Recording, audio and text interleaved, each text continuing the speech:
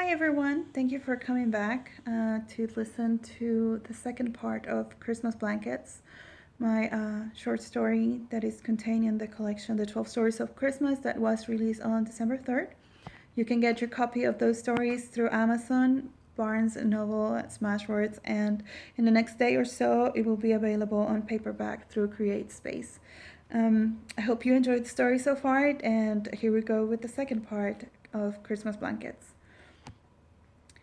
CJ and his siblings did not know then what he learned later.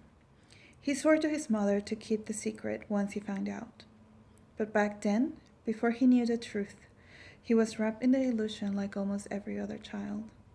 He was in love with the little white lie, the elaborate tradition of the jolly man in the red suit, delivering gifts for all good girls and boys all over the world in one night alone.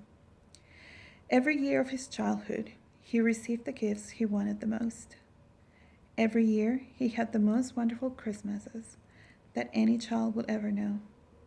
There were presents, food, laughter, and loved ones. Everything he could have asked for, he had had it.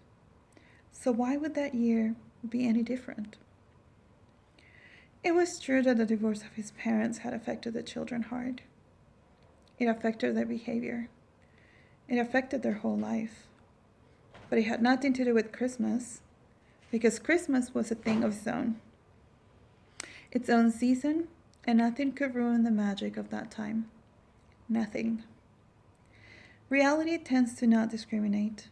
When it means to be harsh, harsh it was. CJ's mother, Patty, had two jobs. In one place, she had a full-time office manager position. She dealt with customer complaints, payments, filing, and anything else that will land on her lap. She was great at multitasking. Everyone in the office knew that. So the more she did, the more she got. People who were lazy, once they figured out how to share the load with Patty, they conveniently forgot to take it back. What else could she do but to fulfill her duties, along with everything else? She needed the job. She needed the income. Her family depended on that. She couldn't simply quit and starve until she could find something else that provided her with the convenience of a flexible schedule and a salary that was equal to the regular income she had reached after years of working there. Being the manager in the office was just a joke. Nobody really thought of her as a leader. Not because she lacked leadership skills. Patty had them. But because the company did not follow hierarchy of any kind. Anybody was called a manager regarding of their duties. It was ironic she was the only one that seemed to be below everyone else, while told she was on top. Things weren't always like that, but that had changed, and not for the better. Patty dreaded going into work every morning, but as a responsible adult she was, she forced herself to get out of the bed, look presentable, and drove herself to the office and secluded herself in her cubicle for 8 hours plus each day. Every other week, she would work evenings at the local hardware store as a cashier. She tried the overtime thing at the office, but paying 46% taxes for working extra time didn't quite make sense. Out of 10 hours of overtime worked, she got paid only for 3, and the rest of it went straight to Uncle Sam's pockets. How is that fair? She worked to make some extra money for someone else instead of herself. So instead of working overtime, she found a job at the hardware store. Despite the rudeness of some people and the extra tiring hours, Patty just loved working there more than at the office, in which she had spent more than a decade of her life. She felt appreciated and free. She felt she could make a difference in someone's life by helping them to find the perfect things to remodel their place, break or fix things, or advising them to choose the perfect gift for the power tool lover in their home. Power tools? That was Patty's weakness. Yes, she knew the difference between a Phillips and a Pearson screwdriver. She knew how to use drills, saws, and nail guns. She could build wood boxes, stands, fences, flower beds, and she loved it.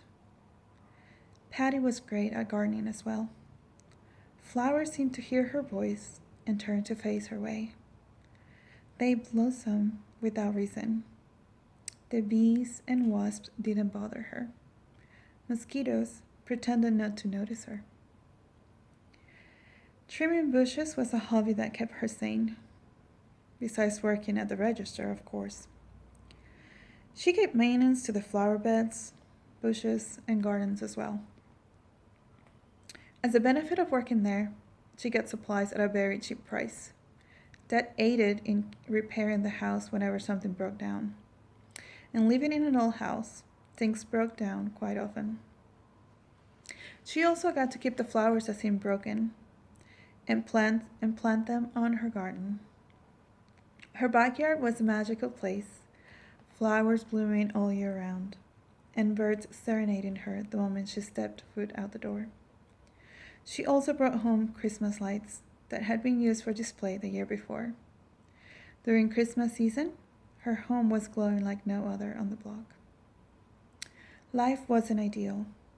Living paycheck to paycheck, fearing that there might not be enough money to pay the rent the following month, was not something exclusive to her.